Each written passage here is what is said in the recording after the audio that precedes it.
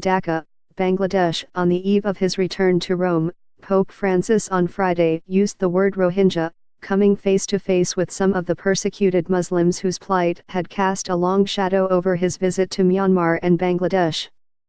Critics had been asking why a pontiff who so often condemned injustice against the downtrodden had stayed silent earlier in the week, when he made his first visit to Myanmar, a country in which Rohingya Muslims have been raped, killed or driven into exile in Bangladesh by a brutal military campaign of repression.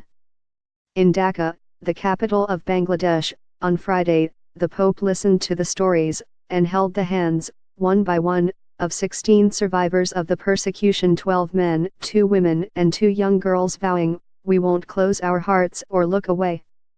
The presence of God today is also called Rohingya. On a stage following a large interfaith gathering for peace, the Pope patted men's shoulders and pressed the forehead of a girl whose parents and brothers had been killed.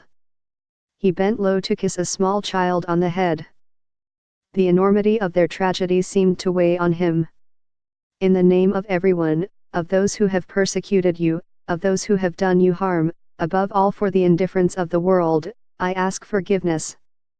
Forgiveness, the Pope said in emotional and apparently unscripted remarks, as the survivors stood around him.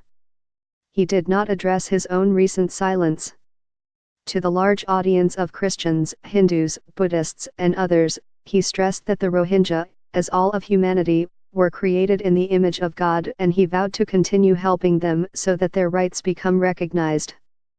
The Rohingya are stateless Muslims from western Myanmar who, according to the United Nations, the United States and many human rights groups, have been the targets of ethnic cleansing.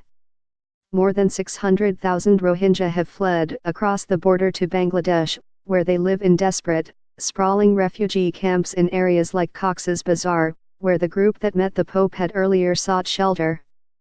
Francis had in the past, from the Vatican, denounced the persecution of our Rohingya brothers, but during his visit Monday to Thursday in Myanmar, diplomatic considerations and a fear of prompting a military crackdown on the Christian minority had kept the usually outspoken Pope from uttering the term Rohingya or directly addressing the humanitarian disaster.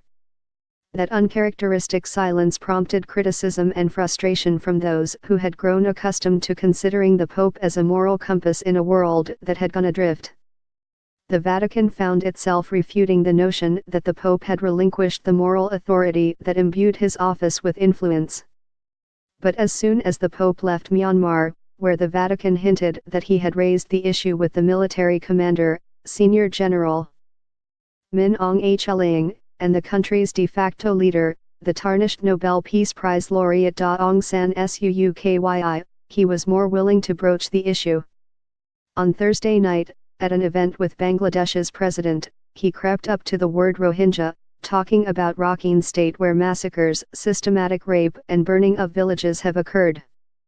But through much of Friday, he focused on his own small church in Bangladesh, with Roman Catholics numbering less than 400,000 in a densely populated, majority Muslim country of 160 million.